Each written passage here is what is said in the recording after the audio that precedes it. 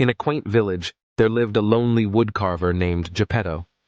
One day, he crafted a wooden puppet and named it Pinocchio.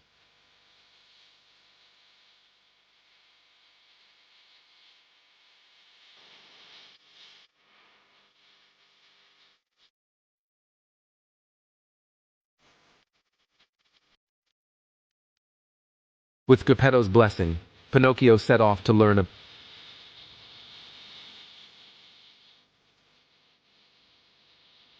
Pinocchio's innocence led him astray, and soon he found himself trapped in Stromboli's puppet show.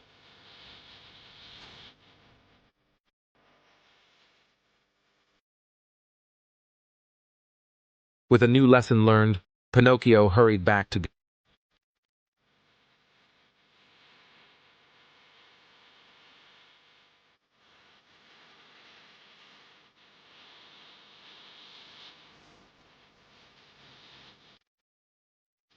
Pinocchio's journey was full of hardships, but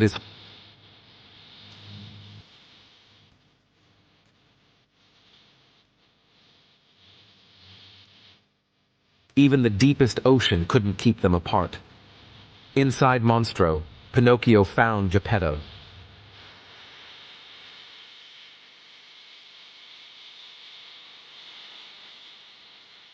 With courage and wit, Pinocchio saved his father. Pinocchio, you have proven yourself.